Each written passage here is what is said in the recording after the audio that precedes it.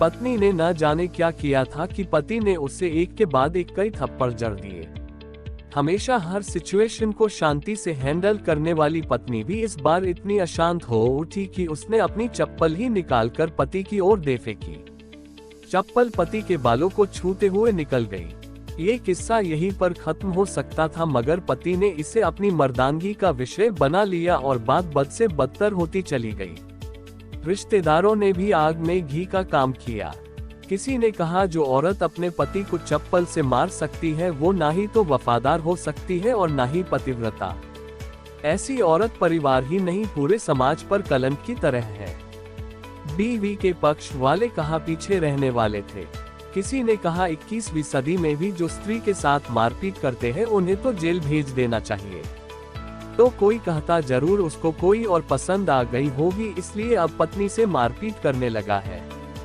बात कोर्ट तक पहुंच गई। दोनों पक्षों ने एक दूसरे के खिलाफ केस फाइल कर दिया। पति ने चरित्रहीन होने का तो पत्नी ने दहेज और शारीरिक उत्पीड़न का आरोप लगाया। 2 वर्षों से अधिक समय के लिए केस चला था। इन 2 वर्षों के दौरान दोनों पति पत्नी अलग अलग रहे थे। इन 2 वर्षों के दौरान दोनों पक्षों के समर्थकों की संख्या कम हो गई थी। पहले जहां दोनों पक्षों में समर्थकों का समूह होता था, अब गिने चुने लोग रह गए थे। पति और पत्नी दोनों की आर्थिक स्थिति भी इस समय के दौरान नीचे गिर चुकी थी।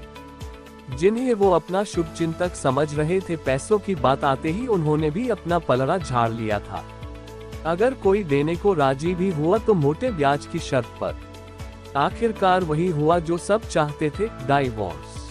हर कोई खुश था, दोनों पक्षों के रिश्तेदार, उनके माता पिता और दोनों के वकील। लेकिन 5 साल की सुखद शादी और एक सुंदर बेटी होने के बाद मिले इस डाइवोर्स से पत्नी मूक थी और पति शांत। शायद ये एक इत्तेफाक ही था कि इस खुशी को मनाने के लिए दोनों पक्ष के लोग एक ही चाय की टपरी पर बैठे, आमने सामने। इत्तेफाक इसलिए क्योंकि ज्यादातर लोग जो एक दूसरे के विरोध पक्ष को सपोर्ट कर रहे थे वे एक दूसरे को अच्छे से जानते भी नहीं थे। पति पत्नी भी इन सभी से दूर एक दूसरे के सामने मेज पर बैठे। पत्नी ने पति से कहा, अब तो खुश होगे ना, तुम्हारे मन की जो हुई है, मुबारक हो, तुम भी तो आज जीत गई हो। मुझसे तलाक तो तुम्हें भी मिल गया है, आपको बहुत बहुत बधाई हो। पति ने कहा, तलाक को तुम जीत का प्रतीक समझते हो? पत्नी ने पूछा। पति चुप रहा। थोड़ी देर की शांति के बाद पति ने कहा, मुझे तुम्हें 5 लाख रुपए अभी और हर महीने 8,000 देने का आदेश है। अभी मेरे पास पैसे नहीं है, इसलिए हमारा मतलब मेरा जो सिटी में फ्लैट है उससे तुम्हारे नाम कर देता हूँ। पत्नी बोली, लेकिन उस फ्लैट की कीमत तो 18 लाख की है। हाँ, लेकिन हमारी बेटी तुम्हारे साथ है और आगे जाके उसके खर्चे भी बढ़ेंगे, तुम्हें थोड़ी आसानी होगी। पति ने कहा, नहीं नहीं, मुझे सिर्फ 5 लाख ही देना और तुम हर महीने 8,000 तो देने ही वाले हो, मैं मैनेज कर लूंगी। अगर 5 लाख नहीं है तब भी कोई बात नहीं, पत्नी बोली। दोनों फिर से शांत हो गए। पति सोचने लगा, कितनी भोली और समझदार है ये औरत, जो कुछ समय पहले तक मेरी पत्नी थी और अब अनजान। ये वही है जो कम से कम खर्चे में घर चलाती और पैसे बचाकर मेरे जन्मदिन और बर्थडे पर हमेशा मेरे लिए नए कपड़े खरीद लाती।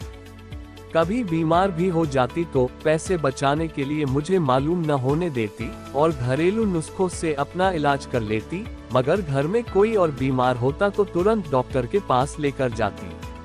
मेरी ही मति मारी गई थी, मैं ही अपनी झूठी मर्दानगी के चक्कर में इतनी बड़ी गलती कर बैठा। पत्नी के दिमाग में भी उथल पुथल चल रही थी। अभी भी वैसा का वैसा ही है, पहले भी खुद से ज्यादा हमारे बारे में सोचता था और अब भी वही कर रहा है।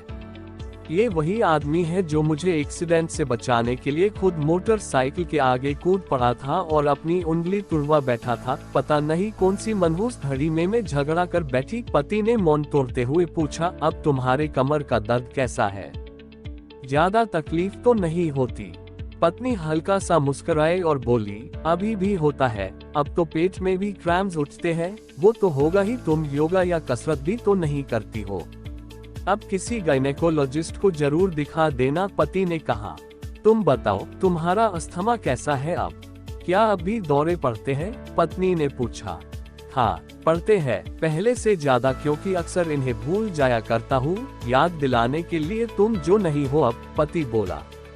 पत्नी के आंखों में आंसू आ गए, वो बोली, तुम्हें मेरे चरित्र पर सवाल नहीं उठाने चाहिए थे, तो ये परिस्थिति आती ही नहीं। हाँ मैं जानता हूँ, तुम बहुत अच्छी हो, मुझसे गलती हो गई, बहुत बड़ी गलती।